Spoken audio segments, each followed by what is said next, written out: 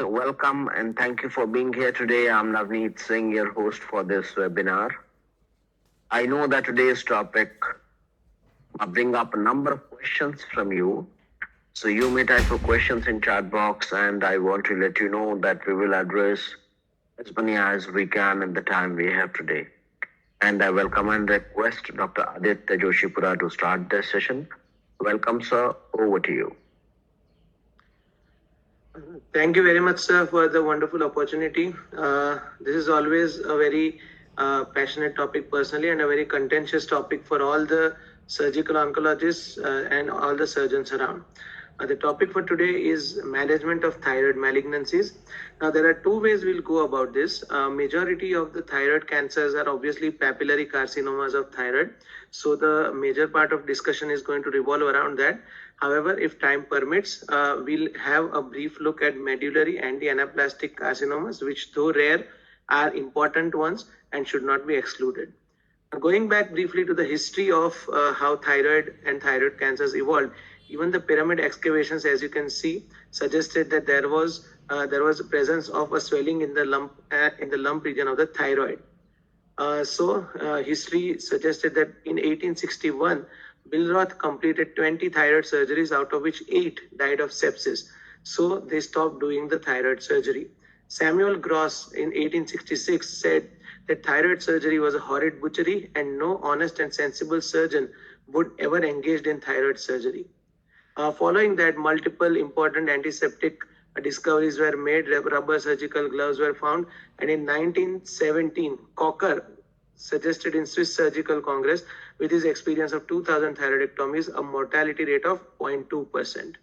So the two Nobel laureates, Theodore Billroth and Theodore Cocker, were the two contributors to the history of evolution of thyroid.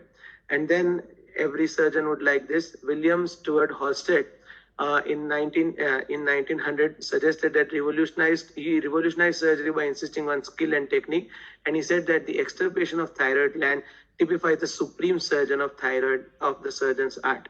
So you can see that from horrid butchery to a triumph of the surgeon's art. Now, why is this important? Thyroid cancer, as you can see, since a long time there has been an increase in the detection. So the increase in incidence of thyroid cancers has been spectacular. So it is the fastest rising in human cancer in the USA, as you can see. Globocan 2020 also suggested that thyroid cancer was the 5th largest cancer burden across the globe, in females especially. Now, these are the few slides that would tell you about the burden of the disease and why the discussion is very important. As you can see, the overall incidence keeps going up, especially in women. But in the last few years, you see from 2000 to 2012, the incidence has suddenly sparked. The mortality and everything remains more or less on the same range, but the incidence sparks. This also implies better imaging technologies, better screening, ultrasounds, and other things, and awareness in the patients. As we all know, the pathology of the cancer of thyroid involves mainly papillary, medullary, follicular, and anaplastic. That's 4 types of cancers of thyroid. And the prognosis is generally good because in differentiated thyroid cancers, a great majority after the initial treatment are going to be cured. A very small portion will develop recurrences and have a negative impact on survival, and mortality overall is exceedingly rare. Now, as you can see here, that this is an old chart in the times of Dr. Ashok Shah that showed when he published his paper in 2000, where only and only patients having an age group of more than 45 were slightly at a loss in terms of survival. We have, of course, the latest AJCC has shown us that this has even increased further and taken us to up to 55. Now, if we come to a suspected thyroid nodule, we all know this basic chart, but I'll still just run through that because it's very important. When you see a suspected thyroid nodule, the first thing that we obviously do is thyroid function tests. If the thyroid function tests are abnormal, that is TSH is down, that means the patient is going towards a hyperthyroid region, then the role of scanning, etc. comes. We'll not touch that topic for now. If the TSH is normal or elevated, then an ultrasound and an ultrasound guided FNAC based on our clinical suspicions is the most important part. We'll come to the Bethesda system briefly as we go along, but the point is that normal TSH with an ultrasound finding that is suspicious should warrant an FNAC, and then based on the findings, we manage that. There is, of course, the thyroid system that has come into practice, and this should be a standard reporting system across the board for radiologists and every students when they become consultants, and a few of the consultants may be with us here. They should insist on reporting through the thyroids level with the radiologist, because this is going to be the synoptic reporting that we eventually dream of. Now, the most important Bethesda system of FNAC. This is the cornerstone of our management of thyroid nodules. Now, you all must be aware of the categories of Bethesda. The ones that are of extreme contention are Bethesda 3 and Bethesda 4, that is ATP of undetermined significance and follicular neoplasm or suspicious or follicular neoplasm, because that is the jargon that has gone kind of increasingly wild in today's reporting system. As you can see that the risk of malignancy in those range from 10 to 40%. Anything above Bethesda 4, we are fairly certain what we have to do. Anything less than Bethesda 3, we are again fairly certain what we have to do. Bethesda 3 and 4 represent a diagnostic dilemma as well as a therapeutic dilemma for us, and that is something that we should be addressing. Another term that has come into vogue since 2017 is the term NIFT-P, that is non-invasive follicular thyroid neoplasm with papillary-like features. Now, initially it used to be known as a very low-risk thyroid tumor, encapsulated variety of follicular CA, but now it has been classified as kind of a non-malignant lesion. So the key features of that are, it does not show the evidence of invasion. There is largely a follicular growth pattern and not papillary pattern. The entire tumor capsule needs to be examined before labeling it as NIFT-P, non-invasive, remember. The tumor should never have any necrosis or an increased mitotic rate. And then the next part is that it has a no or a minimal papillary appearance, as I said, and it cannot have the appearance of any of the other high-risk thyroid variants like hobnail cells or insular variety of thyroid cancers. Molecular diagnostics, again, this is a very important topic that is going on since we are discussing about Bethesda. As we can see that Bethesda 3 and 4 nodules are very importantly diagnosed, and now since it is diagnosed in younger patients, this is very important to address them. The decision making revolves around the morbidity of surgery versus the potential risk for malignancy. So for that, molecular diagnostics are important, where they specify the genes that are involved, and then they predict the risk of the patient turning into a malignancy or patient having a benign node. So these are briefly, I will just suggest them to be a rule in and rule out test. We know that AFIRMA is an important genetic test that is being done, the molecular diagnostic test. So it has got a very high sensitivity. So since it has got a high sensitivity, it is identified as a rule out test. So if an AFIRMA test suggests that the chances of malignancy are low, you can be quite happy going home that the chances of malignancy are definitely very low. Similarly, Thyrosec has, again, there are different versions of Thyrosec that are popularly seen. Of course, this Thyrosec has got a very high specificity, negative predictive value, and a positive predictive value, which is quite good. So it is considered as a very good rule in as well as a rule out test. So these are the tests that make you help you out in making the decision about whether you should go for a surgery or not. Again, this is an entirely separate topic, so I would advise you people to read more regarding the Thyrosec, AFIRMA, and the newer tests that are coming up every day. But these are important because these are the clinical decisions that one will have to face going forward. Now coming to the pathology, we are spending a few minutes here on the pathology, the Bethesda system, because these are the ones and not the surgery that is going to determine actually how the patients are going to behave. Everybody knows how to do a hemithyroidectomy, total thyroidectomy, etc., etc. These are the key decision makers that help you prognosticate the patient. So as we know that the good variants are obviously papillary and follicular, and and there are then de-differentiated variants, and eventually there is an anaplastic variant. Again, the prognosis is overall very good in most of the tumors. Only in advanced medullary, anaplastic, and certain tall cell variants and poorly differentiated cancers is the prognosis guarded to poor. Another important update came up in 2022 where the WHO classification for thyroid was published.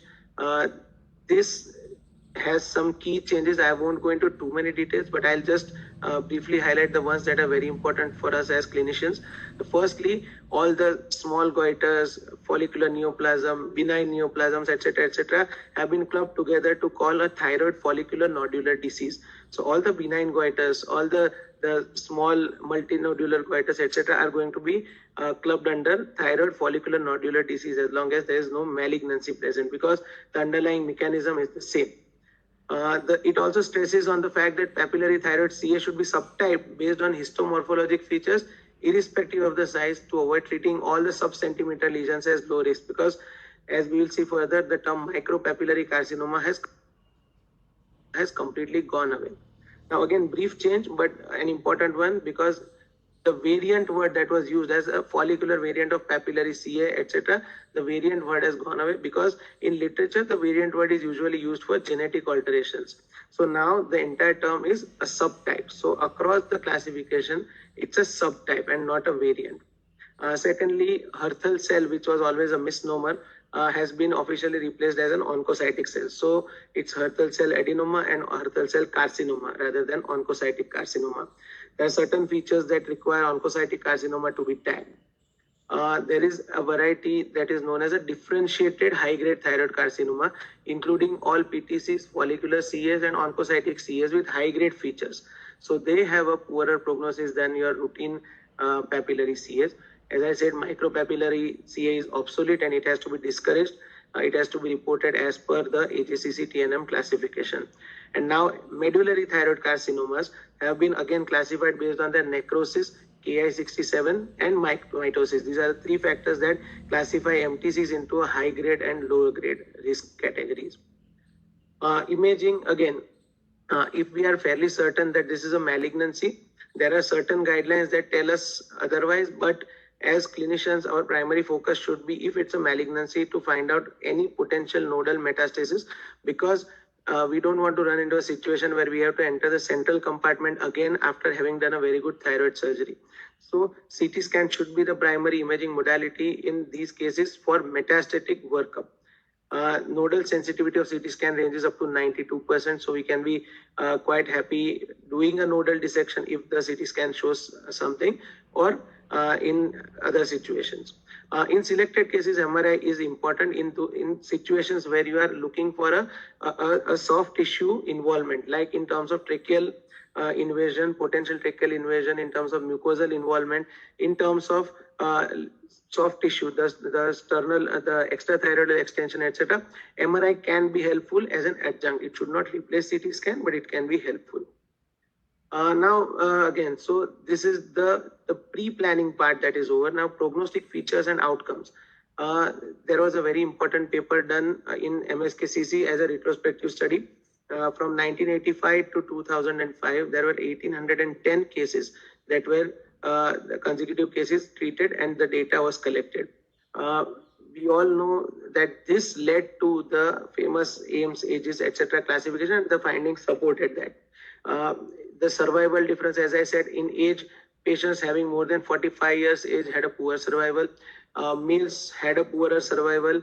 Papillary had an extremely good survival, follicular slightly lesser, and size of the tumor was a differentiating factor. Tumors more than 4 centimeters suggested that there was a lesser survival. This was the initial years of prognostication in thyroid. So naturally, we can see that they formed a risk group.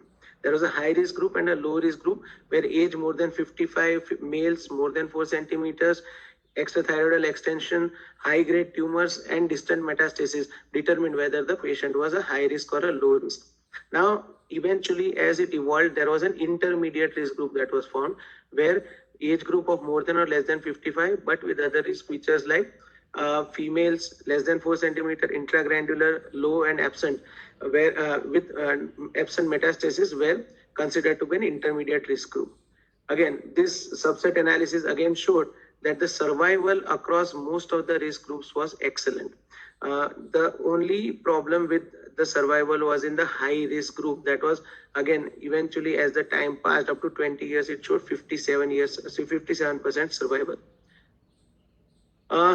So now coming to the next topic, the most important part is it's a changing paradigm, that is from a traditional paradigm that suggested one size fits all, we are adopting a risk adapted paradigm. As it has evolved, we know that it's an individualized risk assessment score and not a single thing that suggests that a particular size is there. So there's an increased emphasis on assessing risk and predicting the outcomes. The latest AJCC, as we all know, this is the AJCC that is there. There were certain modifications in the 8th edition that all of us should be aware about in terms of thyroid. The first thing was that age cutoff was increased from 45 to 55. As we said, excellent prognosis overall, and it was found that up to 55 years are still considered to be low risk patients. Minimal extrathyroidal extension detected only on histologic examination was removed from T3. Gross, that was involving strap muscles, etc., was again included as T3B. N1 disease no longer upstages the patient to stage 3. If the patient's age is less than 55 years, N1 is still stage 1. If age is more than 55 years, N1 disease is stage 2. T3A again is a new category that is for tumors more than 4 centimeter but that are confined to the thyroid gland. And T3B, as I said, limited extrathyroidal extension but a gross extrathyroidal extension. Sternothyroid, sternohyoid, thyrohyoid or omohyoid muscles, that is the strap muscles maybe.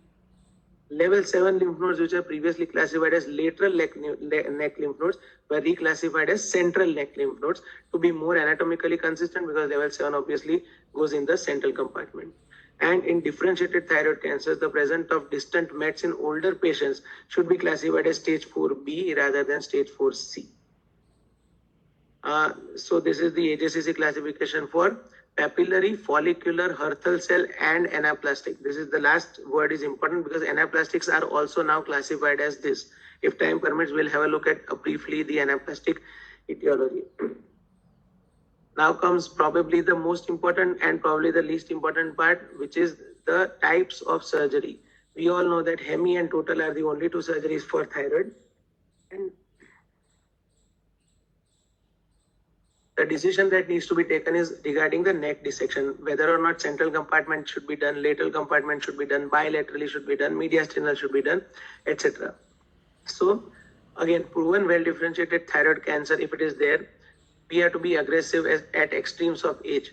Children less than 16 years and having a pre-iodine previous history of iodine therapy or radiation taken anywhere should be subjected to total, and older patients usually are subjected to total. That was the original brief that was given to everyone. Low risk unilateral unifocal intraglandular tumor in all age can be treated with hemithyroidectomy. So these are the lesions that we should subject for hemi, and these are the lesions that we should subject to total. As we can see, multifocal tumors or a lymph nodal metastasis or metastasis anywhere else should be an indication for a total thyroidectomy. So not mentioned in any books, but the broad indications for a total thyroidectomy have to be a diffuse just a minute, sorry.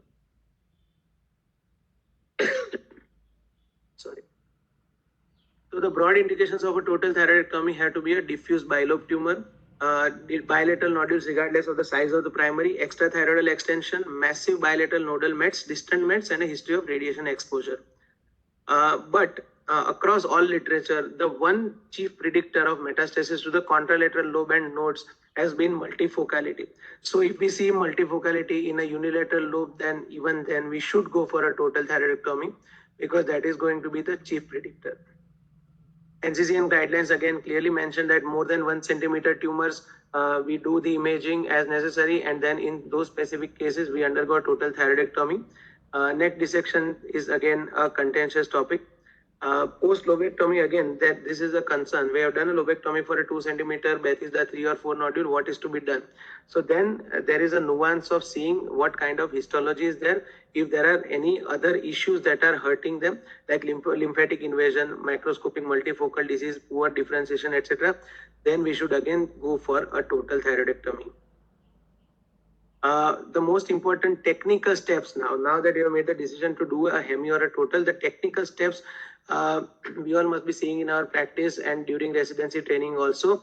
The most important step is a subcapsular dissection for two purposes. Firstly, obviously it is important to stick to the thyroid gland to not take more of the tissue necessary. Secondly, for the parathyroid glands. Parathyroid glands are the most important predictors of good post-operative outcomes alongside the recurrent laryngeal nerve. So if we stay subcapsular, the chances of us injuring either of them remain very, very low. This, as you can see, I've just shown a brief photo that will show us that the parathyroid glands are just briefly falling off. We all know the anatomy of thyroid glands, where parathyroid glands are located posteriorly, largely posteriorly, and on the medial surface. The recurrent laryngeal nerve, the left recurrent laryngeal nerve arches across the aortic arch and goes, whereas the right recurrent laryngeal nerve arches across the subclavian artery. There is a very fine neural network that undergoes near the superior lobe of thyroid. Alongside that, there is a vascular network. So, external branch of superior laryngeal nerve has to be preserved at all costs because it supplies the cricothyroid, which is a tensor of larynx. So, it is responsible for the pitch of the tumor, pitch of the patient in the post-operative phase. So, the advice would be to stay as close to the thyroid lobe as possible, ligate or bipolarize all the vessels on the surface of the thyroid as much as you can, and go closer. There is a very important posterior branch from the superior thyroid artery that goes towards the superior parathyroid, and that has to be seen and preserved in all cases because it receives its secondary blood supply. The parathyroid receives its secondary blood supply from the superior branch of the superior thyroid artery, even though the major supply is from the inferior thyroid. As you can see, the superior, in a very large goiter, the external branch of superior laryngeal nerve goes just over the superior pole of the thyroid. So an effort has to be made, especially in large tumors, to locate it, isolate it, and preserve it. As you can see, this is the recurrent laryngeal nerve very beautifully going into the Berry's ligament while it is twisting. So the dissection has to be careful. We can see a small Zucker candle here, but there may be cases where a large Zucker candle may be present. This is again the parathyroid gland, and this is the region of the Zucker candle. As you can see, the nerve arches around this to insert into the ligament of Berry, from there into the thyroid. Again, parathyroids. So as at the dissection ending point of a total thyroidectomy, this is how largely a specimen, the field should be looking. We can clearly see the parathyroid glands that have been preserved, nicely done, and the nerves that are there. So this patient is unlikely to have too many post-operative late complications. The risk of leaving behind thyroid tissue has been well documented, and these are the regions where an inexperienced surgeon may leave behind. Sometimes while dissecting, if the superior pole is large, we might leave the tissue there. Then sometimes near the Zucker candle, because it kind of appears separately from the main tumor, we might end up doing that. Thirdly, there is the pyramidal lobe, as we can see in the figure here and in the specimen here. We might go quite close to the thyroid and end up not taking out the pyramidal lobe at all. This is the specimen again where a pyramidal lobe and a Zucker candle is very nicely seen. Lymph nodal dissection. Now again, it should not be done prophylactically or in a blanket cases of all kinds of papillary or follicular CA. The central compartment sampling is optional in proven cases of CA with negative nodes. Tata Memorial has come out with a paper where they have, again, as a matter of sound practice, they have advocated sampling, inspection, and dissections as separate entities. Inspection is when in low risk cases we don't want to deeply enter the central compartment for the risk of complications. We might just inspect the central compartment, look for suspicious nodes. If there are any suspicious nodes, we sample them, send them for frozen section, and then see if there is a positive node. We do a comprehensive central compartment nodal dissection. Otherwise, we can avoid the morbidity. In cases of gross extrathyroidal extension, no documented central compartment nodal metastasis, obviously a full comprehensive central compartment nodal dissection is a must. Lateral dissection is a contentious topic, but it is to be recommended strongly only in cases of a clinico-radiological positivity. At certain centers, we see that a central compartment nodal positivity invokes doing a lateral neck dissection of 2, 3, 4 on the ipsilateral side. But I would suggest that is to be individualized, and this is not a matter of routine practice. Coming to the risk and complications, we are aware that the two main risks of complications are hypoparathyroidism, which is temporary or permanent, and injury to the recurrent laryngeal nerve. Hypoparathyroidism, firstly, we'll deal with that. There are various terminologies like biochemical, clinical, and parathyroid insufficiency or a relative hypoparathyroidism. So biochemical is parathyroid level usually less than 12. that is considered to be biochemical hypothyroidism. Clinical is hypoparathyroidism with symptoms and signs of hypocalcemia. Parathyroid insufficiency is clinical symptoms of hypoparathyroidism which require treatment despite values within the normal range. And transient or temporary hypoparathyroidism is appearing less than 6 months after surgery, and permanent is persisting beyond 6 months.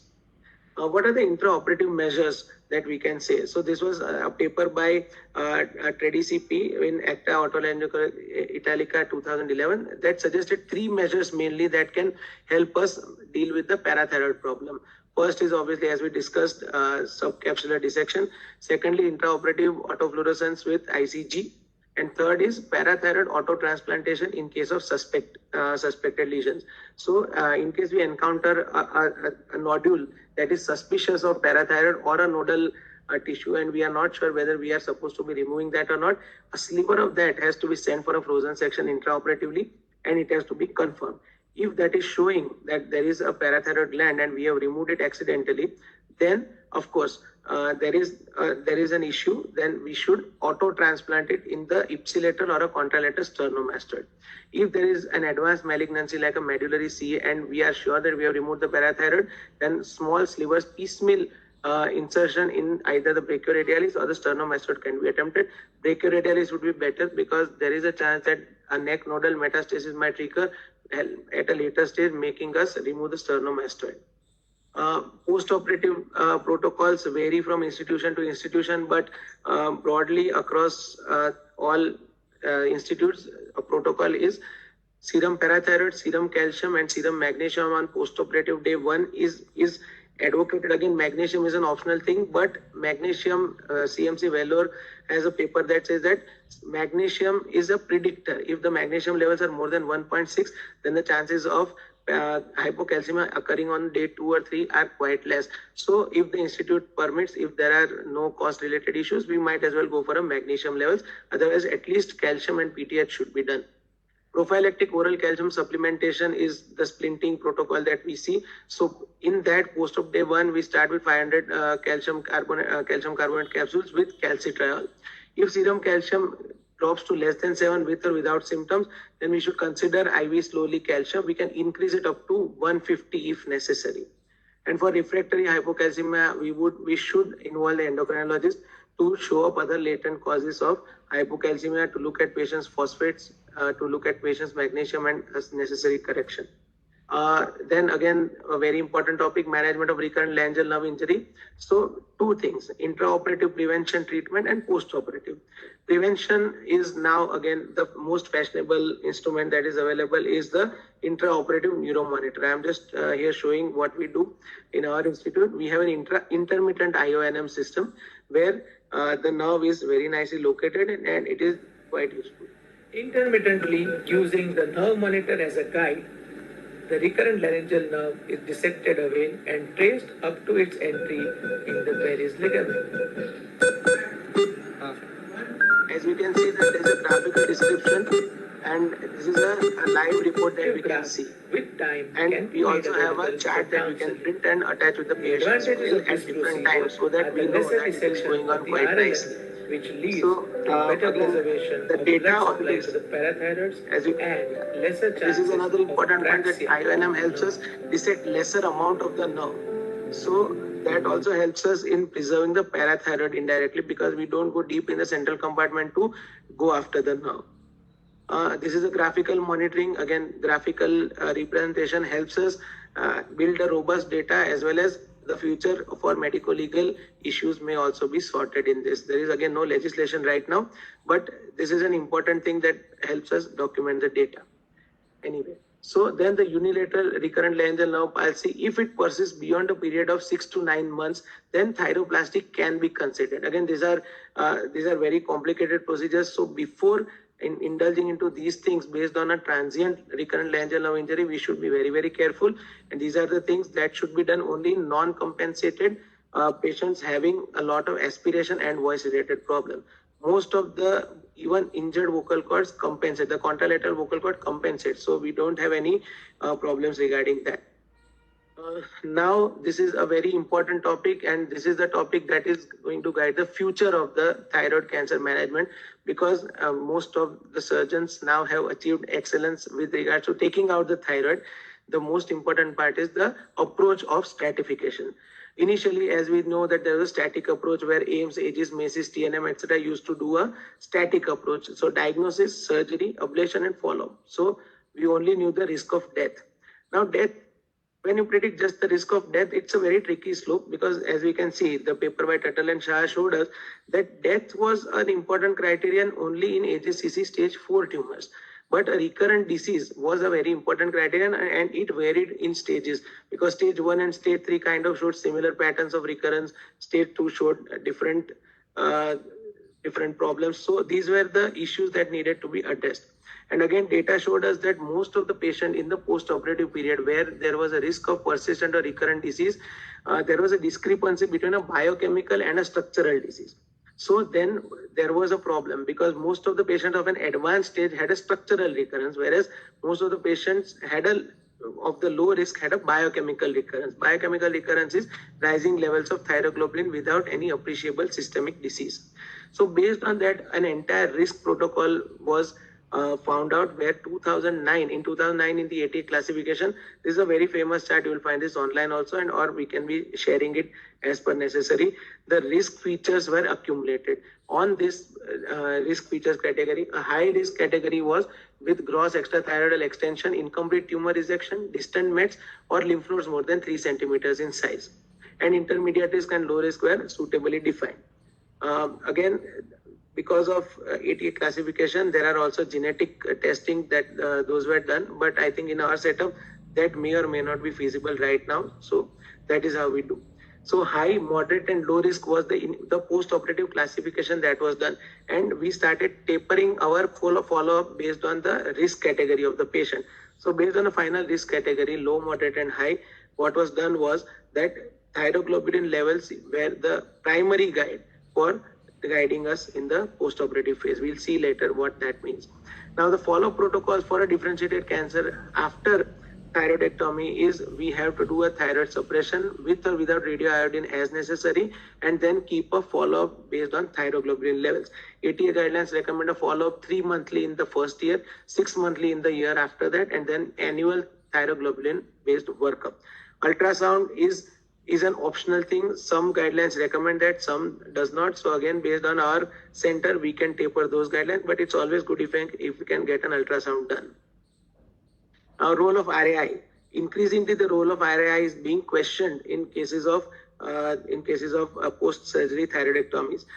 Very clearly, the 2015 guidelines have said that in low to intermediate risk, radioactive iodine is not the need of the hour, and even in intermediate risk, a very specific subset is the one where we can use radioiodine ablation.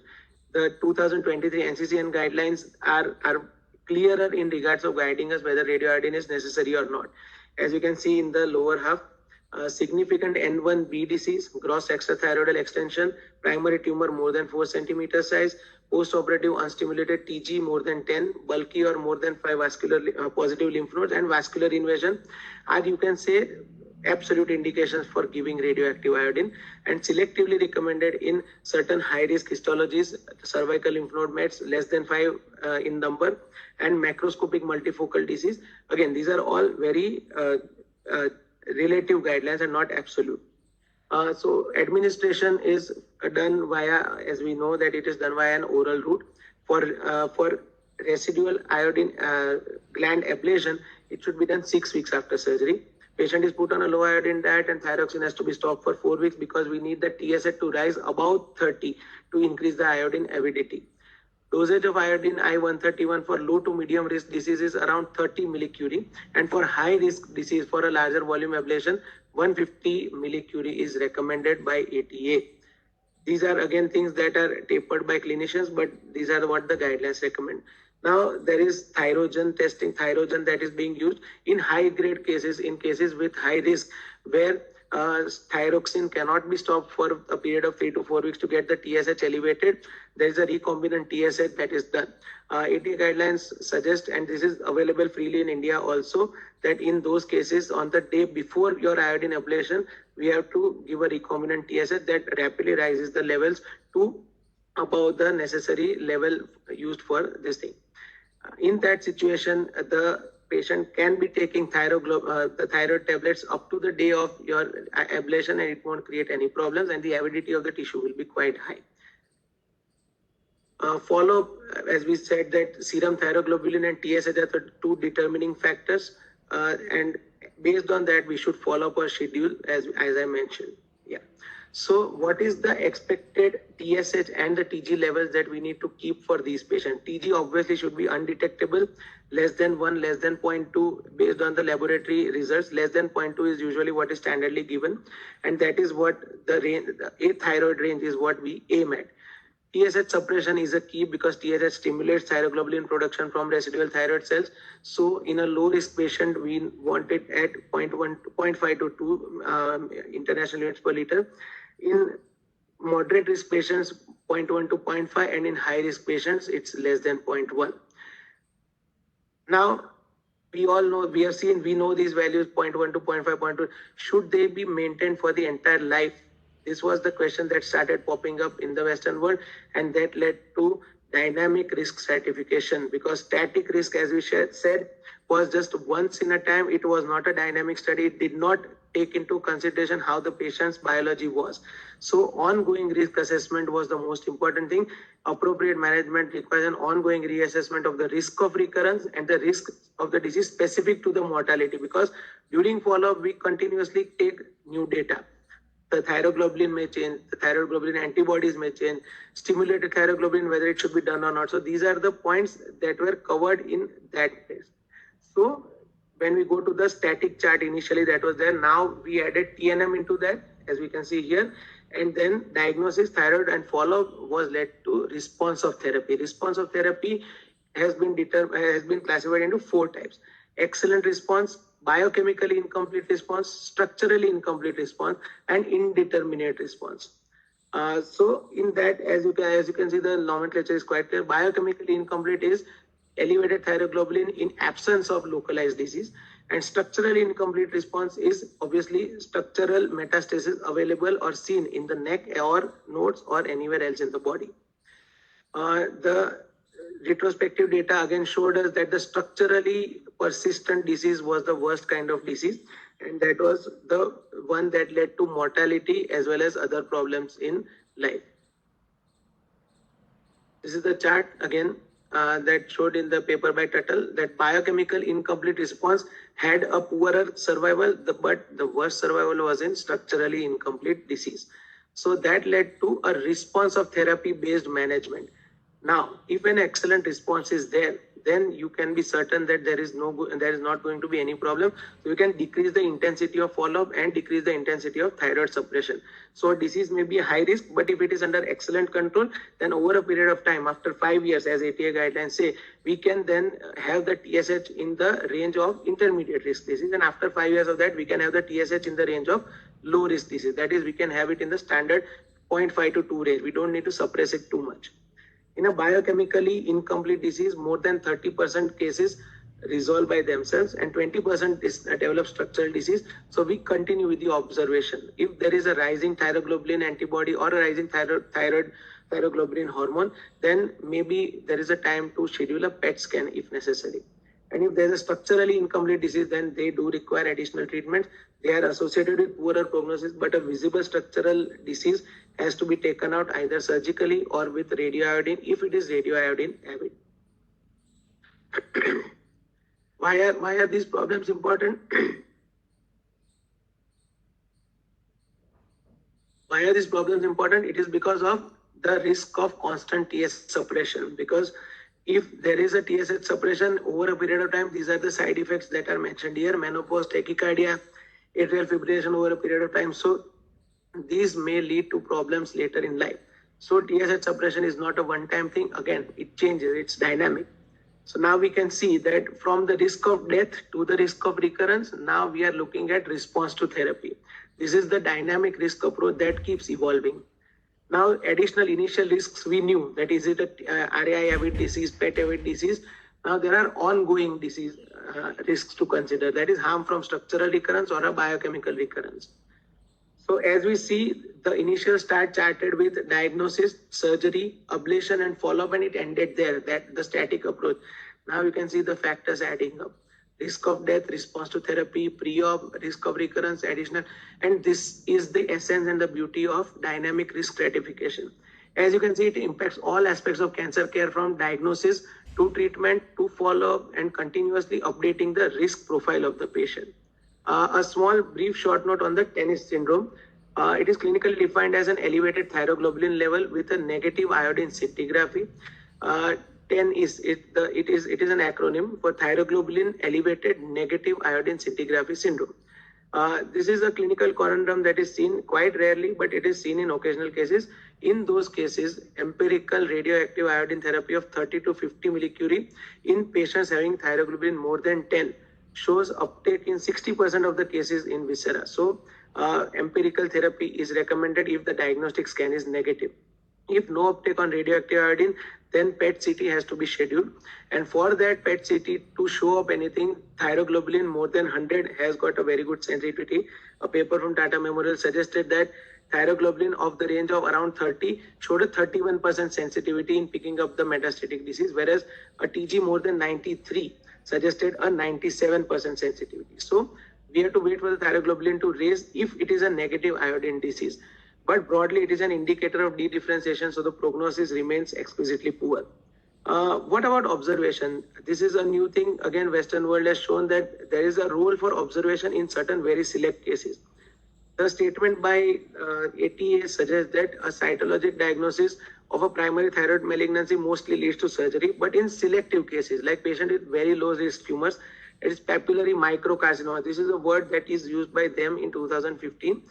Without any metastasis, no local invasion and no convincing cytologic or molecular evidence, very high risk cases, very short lifespan expected due to other comorbidities and other current medical surgical issues that need to be addressed before the thyroid surgery. In these cases, there is a role for observation because as we know, as we saw in most of the cases, that a small thyroid primary has got an excellent prognosis, right? So the last part of the papillary thyroid discussion involves other approaches.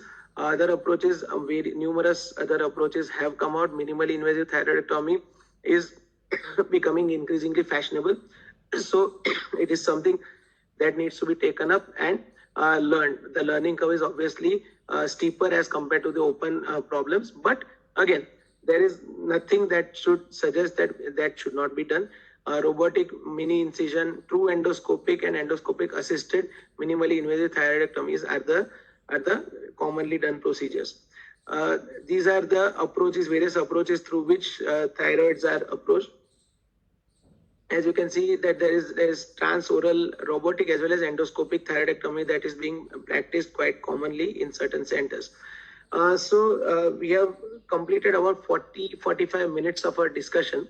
I would like to take, if the board permits me, I would like to take about 10 minutes to briefly go over medullary and anaplastic CS so that, we just have a brief. I won't be spending too much time on that because Aditya, go ahead, no problem. We have time. Please complete the talk, no problem. Thank you, sir. Thanks a lot, sir.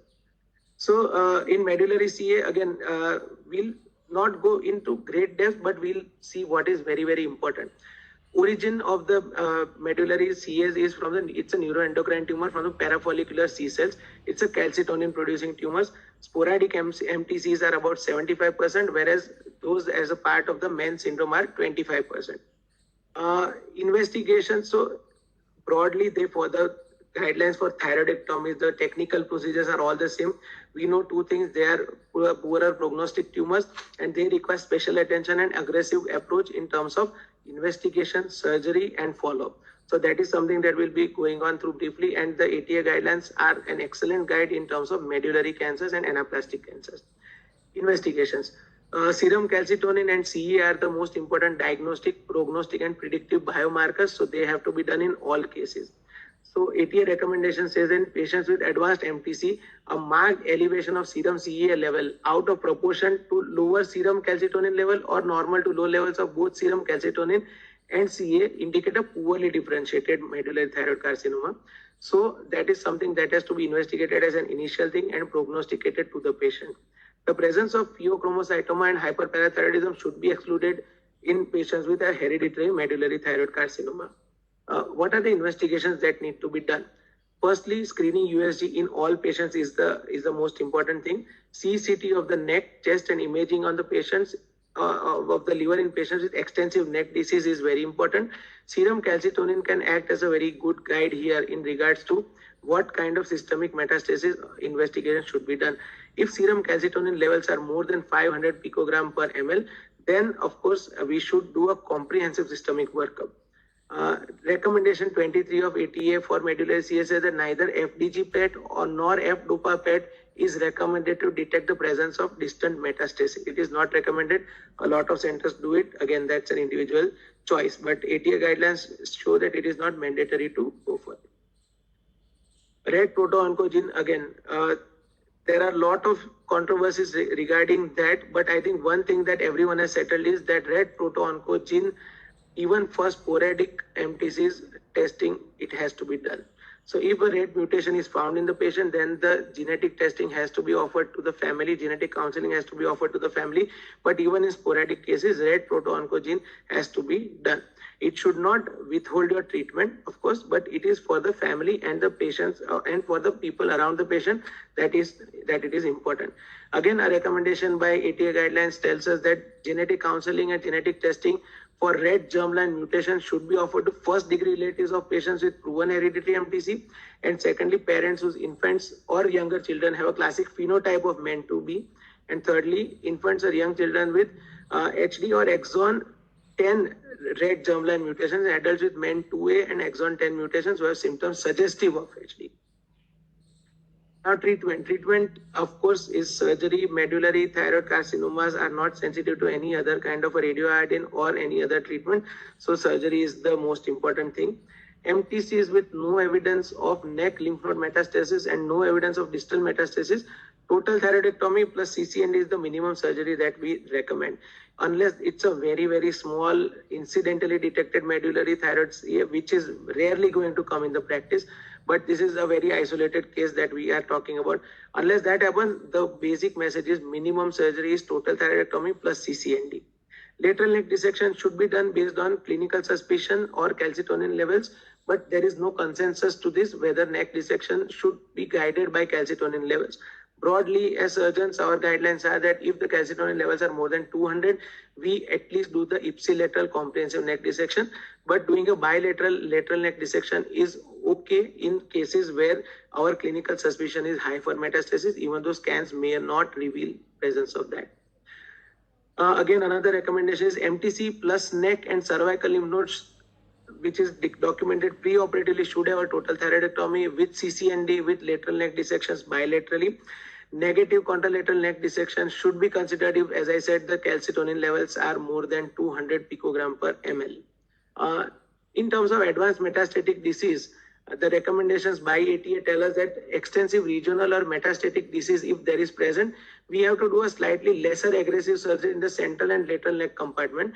This is to preserve speech, swallowing, and parathyroid function and shoulder mobility.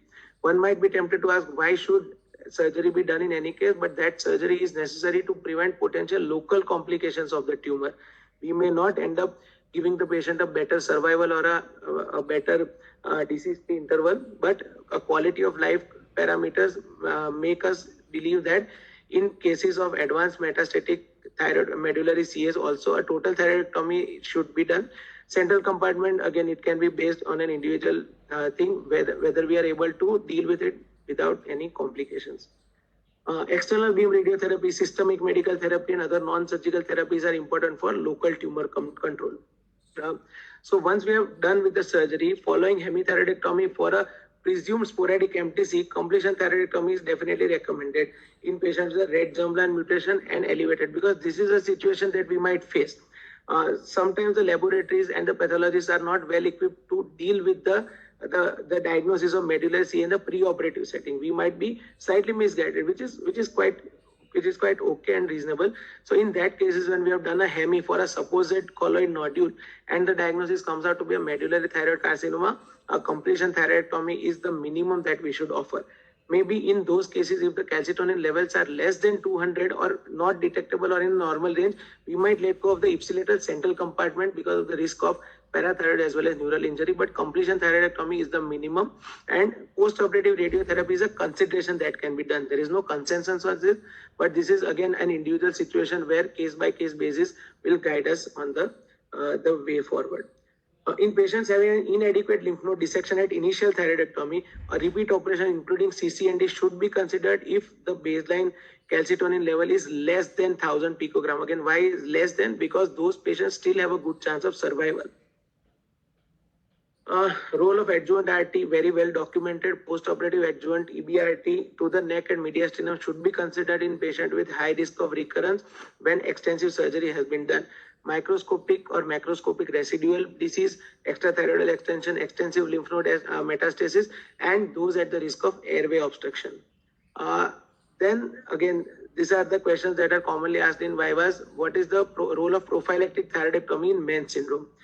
ATA has classified the various mutations of the red proto-oncogene based on that, and the MEN syndrome. They are based on, there is a highest category, there is a high category, and there is a moderate category.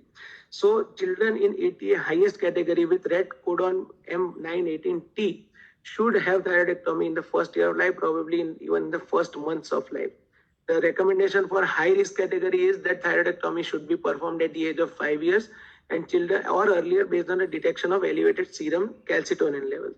Again, it's a very tricky surgery, so a central compartment node dissection should be performed in children whose serum calcitonin are rising or at least initially detected to be more than 40, or with evidence of obviously imaging showing central compartment nodal mets. And in recommendation 36, it says that in moderate risk category, we should have a continuous follow-up ultrasound of the neck, measurement of calcitonin levels from 5 years of age. Surgery in those cases may not be mandatory right away. Follow-up tells us that calcitonin and CEA levels should be measured 3 months post-operatively, and if undetectable within the normal range, then every 6 monthly for 1 year and then yearly thereafter. If the calcitonin levels post-op rise to more than 150 picogram per ml, patient should be evaluated by imaging, ultrasound, CT, MRI, and 3-phase CT of liver, bone, and scintigraphy as necessary. For advanced systemic metastatic disease and tumor burden, again, tyrosine kinase inhibitors targeting both RET and VEGR tyrosine kinases are considered as a systemic therapies. Vandetanib and cabozantinib can be used as single agent first-line systemic therapies in patients with aggressive MTCs. And just a couple of slides on anaplastic CAs before I end, because this is a situation that is not encountered very commonly in our scenario. Yet when we encounter it, there are a lot of questions that encounter us. So firstly, classification. Because anaplastic thyroid carcinomas initially were considered to be a gone case, there was not much research on them done. But now in 2021, ATA has come up with revised guidelines specifically for anaplastic thyroid carcinomas. In 2018, in the TNF 8th edition of AJCC, there were certain changes that were made on the anaplastic CA. You can see on the bottom, we saw about the papillary CA in the initial one. At the bottom, we can see the changes that is done. Unlike previous editions where all anaplastic carcinomas were classified as T4 disease, unlike previous editions where all anaplastic CAs were classified as T4 disease, now anaplastic carcinomas will use the same T stage as the differentiated thyroid cancers we saw in the initial TNM classification that I saw. Secondly, intrathyroidal disease is stage 4A. Gross extrathyroidal extension or cervical lymph node metastasis is stage 4B, and distant metastasis is stage 4C. Diagnosis, clinically, clinching diagnosis, pathologically, the clinching diagnosis is presence of nuclear pleomorphism, mitosis, tumor necrosis, and large islands of squamous cells on FNAC and core biopsy. Usually core biopsy is the one that is the clincher in these cases. So in cases of suspected anaplastic carcinomas, the recommendation is that core biopsy is the definitive diagnosis, and the recommendation also says that. Once the diagnosis is established, then BRAF V600E mutations should be expeditiously performed by IHC as per the guidelines, because the treatments that are guided, the systemic therapies that are guided towards anaplastic CS are largely by this only. Initial radiological tumor staging has to include cross-sectional imaging, CT scan abdomen, and FDG PET if available. Consideration for surgery. Now, this might have sounded blasphemous in an earlier era, but now again, stage 4B and stage 4A. These are selective cases where they are considered to be surgical candidates, if not for anything else, then for even for local palliation, that is to prevent impending airway obstruction, esophageal invasion, and laryngeal invasion. But imaging is extremely important, and only criteria for doing a surgery should be where satisfactory resection can be achieved, R0 or at most R1. If you think that you are going to live an R2 disease, then there is no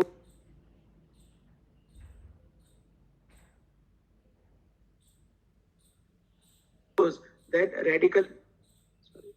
The recommendations again show that radical resection, including multivisceral resections, esophageal mediastinal resection, is generally not recommended because the overall prognosis is poor. We don't want to subject the patient to more morbidities than the patient is already surviving. Now, when the cases were selected properly, ATA guidelines told us that patients treated with surgery experienced a median survival of 6.6, which increased to median 9.6 months with adjuvant therapy. Those without surgery had 2.1 months. So it definitely led to an increased survival, but again in selected cases.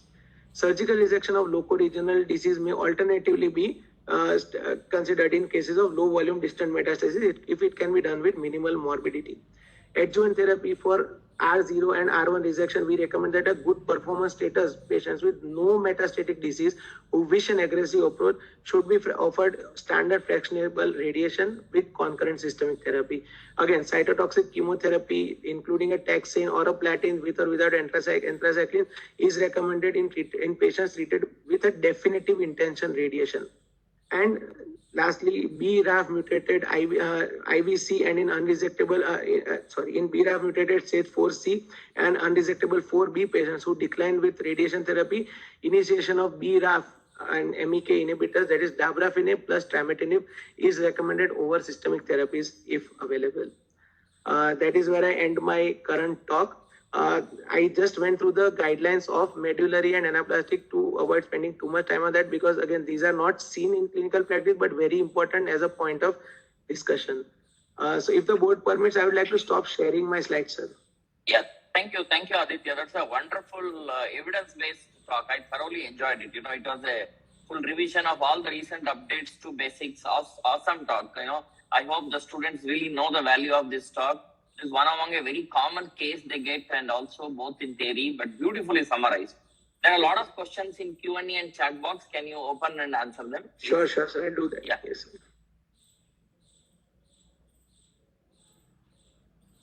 We can maybe start with Q&A.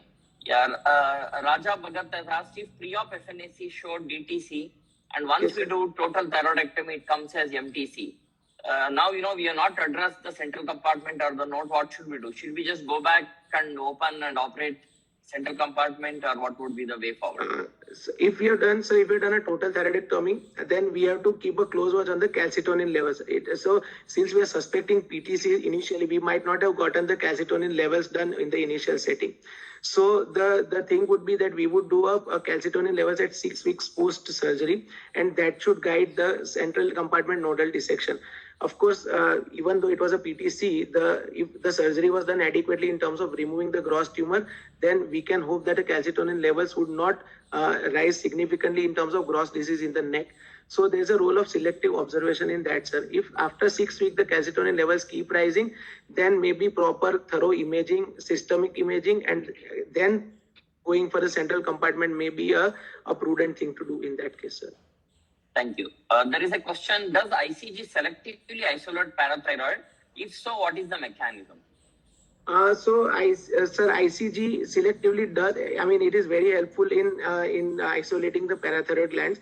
the mechanism of using ICG is that the indocyanine green dye is injected at a subcapsular level, and the parathyroid glands have a high avidity. So we use a gamma probe to isolate the parathyroid glands and then separate it, because they happen to be of a different enlightenment, and then that is separated from the main tumor. Also, students must know that parathyroid is the only gland which has got autofluorescence. Means the use of ICG is even without ICG, but if you have an infrared camera, it autofluorescence. Once you complete a total thyroidectomy, you can give an IV ICG to look, is the parathyroid which is saved and left viable or not? Do you need to implant it or leave it as it is? True, sir. True. So Suraga has asked, if a patient persists with unilateral level 4 node, but there are no other lateral compartment nodes on imaging, then what should be the extent of lymph node dissection? Central compartment, unilateral, bilateral, only lateral, anterolateral, posterolateral? Patient has only a lateral level 4 node, and it's a PTC we are talking about, sir. Yeah. So in PTC, if there is a lateral node, ipsilateral lateral node, then definitely central compartment has to be addressed on bilateral side, and ipsilateral lateral compartment is the extent of which we go through. The reason for that is that clinically we have seen, radiologically we have seen that there are no contralateral neck nodes on that, and this patient is going to require radioiodine in the post-operative setting in any case. So suppose that there are very, very small microscopic nodules which are not big enough to be visible clinically, then those can be easily covered with adjuvant radioactive iodine. But ipsilateral, lateral and bilateral central is the minimum neck dissection that we should do. Certain centers advocate a contralateral neck dissection too. It's an individual choice, but it is not a standard protocol to do a contralateral neck dissection in a negative neck nodal disease. Okay. Aditya, for the benefit of the students, there is a question. Can you explain exactly the boundary of central compartment? Vein to vein, artery to artery, thyroid to brachycephalic vein. Does it also include level 7 or you stop in level 6?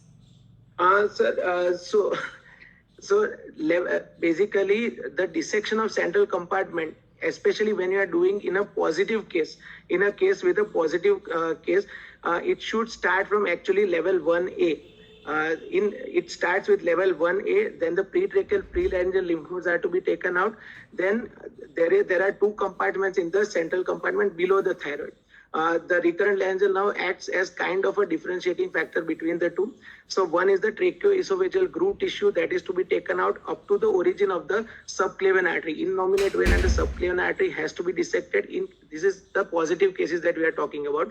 And of course, in the lateral cases, we need to see the recurrent laryngeal nerve going up to at least the level of the subclavian artery before it goes down on the right side. And on the left side, of course, we have to see it as much as it is going down.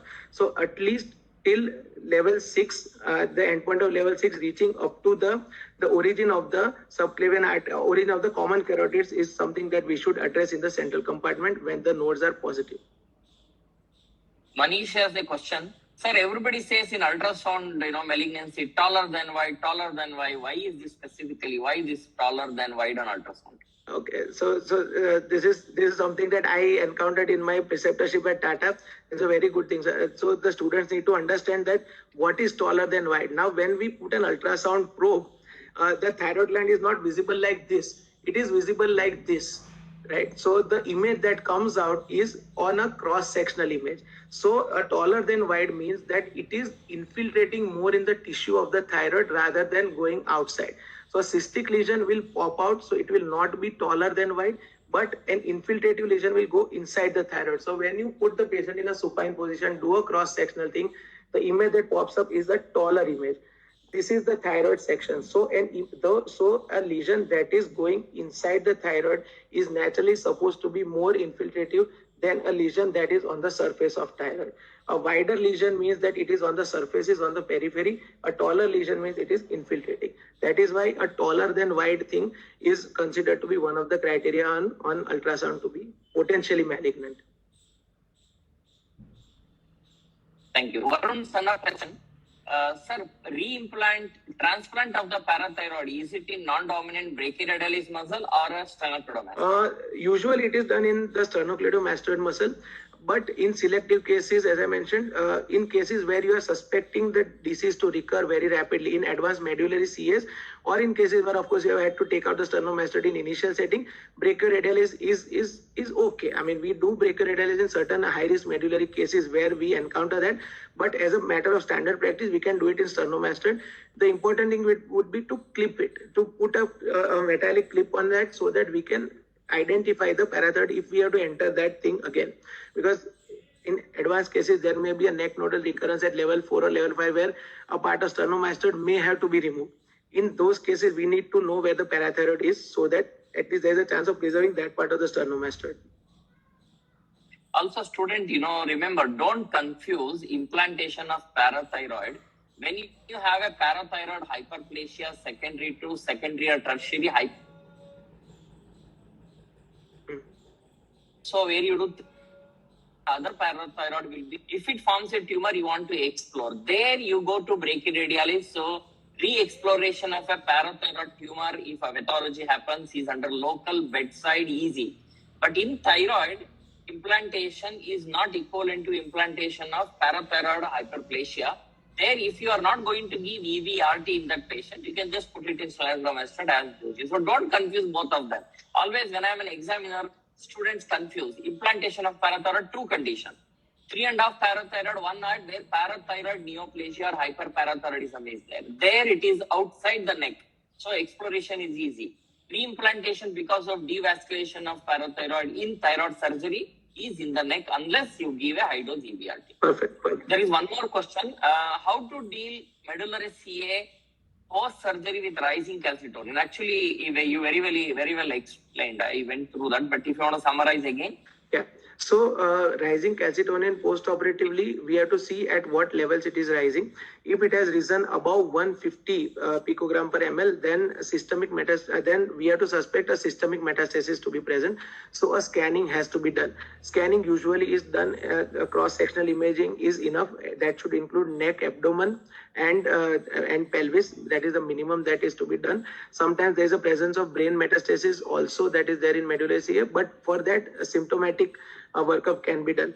The role of F-DOPA has been on and off. We can do an F-DOPA scan if we want, but again, it won't be grossly superior to the cross-sectional imaging if the rising calcitonin levels are visible on a cross-sectional imaging. If it is an invisible disease on cross-sectional imaging, then maybe the role of F-DOPA is there. Now, if it continues to rise and we have investigated and there are certain definite sites where the uptake is there, then site-based treatment is advocated. If it's a multiple lung metastatic disease, then systemic therapy with vandatanib, cabozantinib, tyrosine kinase inhibitors is the only option that we have. In case of isolated liver metastasis, we have come across 2 cases of isolated liver metastasis. And even the guidelines say that isolated liver metastasis can be treated surgically via minimally invasive approach if possible. If not, then of course by a comprehensive surgery. But again, the prognosis remains uncertain in those cases because again, the calcitonin has been seen to rise very rapidly in those patients even after the surgery. So regardless of that, it remains a poorer prognostic feature. But systemic therapy is to be started only in the presence of symptoms and grossly visible disease. Just a rising calcitonin should not prompt us to continuously start with the systemic therapy in the absence of disease. The patient is symptom-free in any case. Saumyata Mishra is asking, post-thyroidectomy, total thyroidectomy, when should be the thyroglobulin done? Okay. So just going off the specific question, I'm just broadly, sir, highlighting the role of thyroglobulin in that case in the post-operative phase. Now, there are certain cases of intermediate risk where a lot of centers where high volume cases are not done, they are tempted to give radioiodine directly. The protocols are that we should wait in those cases, especially say in T3 cases, T3 and 0 cases, where we are almost certain that we have done a good job. For them, thyroglobulin is to be done 6 weekly. First, at the 6 weeks after surgery, that will be your initial baseline thyroglobulin levels. At that time, we have to do it with anti-thyroid and anti-TG antibodies also. Then after that, every 3 monthly for the first year, and then every 6 monthly for the 2nd to 5th year, and then after 5 years, every yearly thyroglobulin is sufficient. The point to debate here is the role of stimulated TSH. alongside the thyroglobulin, because certain centers, again, guidelines say that it should always be a stimulated TSH levels that should that reveal the proper thyroglobulin. Now, stimulated TSH is not possible in our setting in all cases, because it would entail patient stopping the drug for a period of 6 weeks before every scan. So maybe once every year you might get a stimulated TG done, but otherwise the 3-monthly TG is good enough. And again, due to a shortage of time, I could not address the thyroglobulin doubling time as an important prognosticator. But since we are talking about thyroglobulin doubling time is a concept. Again, the chart is available with the ATA. You can just fill in the values and you get a thyroglobulin doubling time. So what if the thyroglobulin rises from, say, 0.2 to 1 or 2? Is that clinically significant or not? The thyroglobulin doubling time tells us that. If the thyroglobulin doubling time is less than 9 months, then it needs it needs proper investigation. Otherwise, low thyroglobulin doubling time with the values of, say, thyroglobulin 4, 5, 7, 10 is worthy of observation.